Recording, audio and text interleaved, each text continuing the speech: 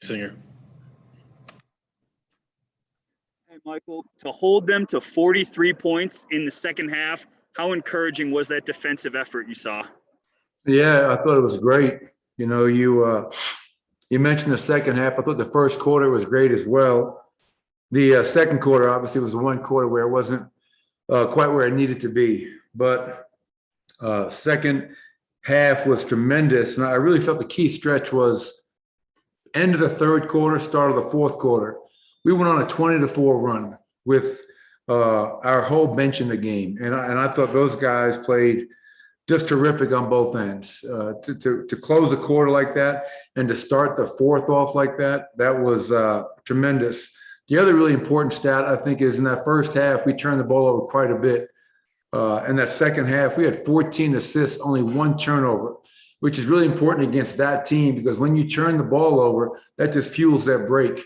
And we saw that last time we played them a few games ago. So great defensive effort. You know, that team is tired. That's I think the 7th game in 11 days on a really long road trip. But overall, I thought our defense was on point tonight. Vic Lombardi. Coach, I think we're seeing the maturation of Michael Porter's game every night offensively as well. How about that move he had on Jaren Jackson where he bullied him a couple times before he went up for the bucket? We haven't seen that often out of him. Yeah, I mean, it's I love when Michael's aggressive, Vic, and he's not just settling for jump shots. We know how pretty that jump shot is, how effective that jump shot is, but when he can go to the basket, he's got terrific size and length, and he works all the time on his body. So to use that strength to get a big off him is really fun to watch. The area I think Michael's really grown in, though, is and maybe it's helped now because he knows without Jamal, without Will, the ball's going to find him. So he's not rushing shots. He's not forcing shots, I think, like he was doing earlier in the season. He's passing, he's cutting. If he doesn't have the shot, he's going to hit Nikola and cut, and he's getting easy baskets that way as well. So, yeah, Michael, 31-7 tonight, and he did it in a very efficient manner. Brandon Cristal.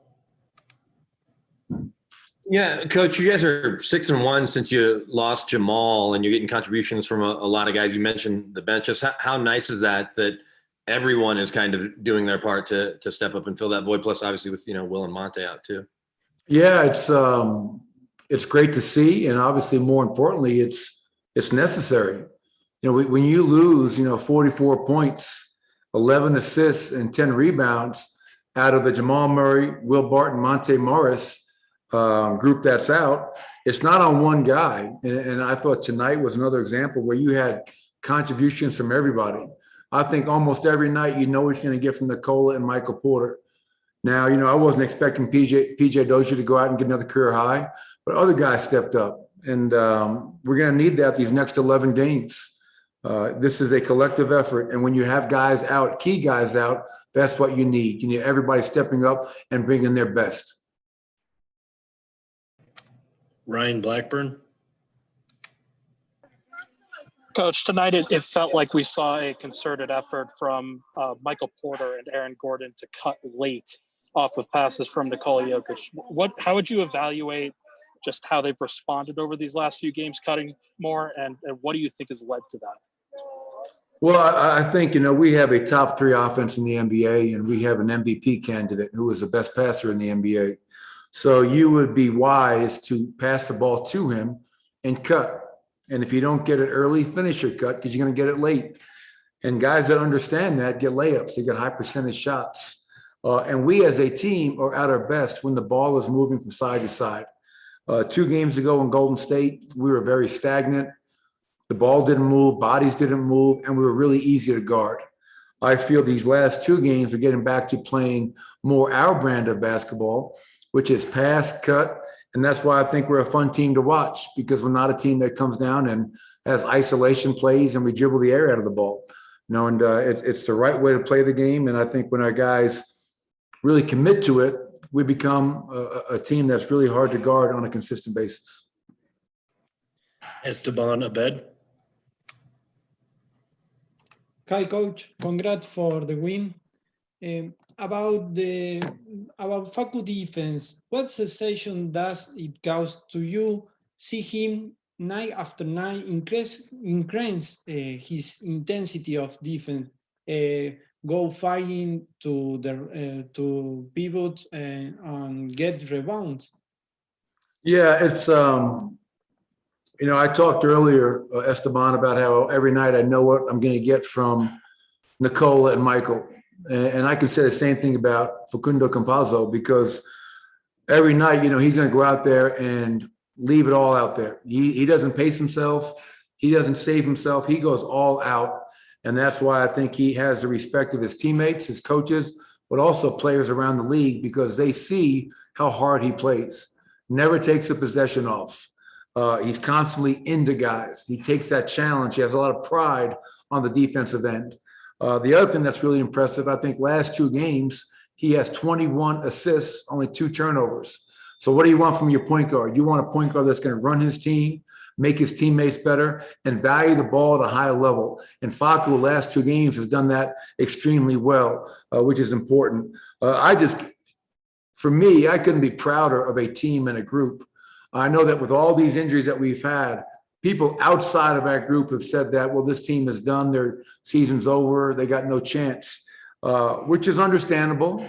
But when you know this team and you're around them every day, I love all these guys. I really do. These guys bring it every night. They continue to fight. They continue to believe in themselves, and more importantly, believe in each other. And I'm excited about these next 11 games and where we can go. All right, Coach, we got time for one more. We're going to end with Joel Rush.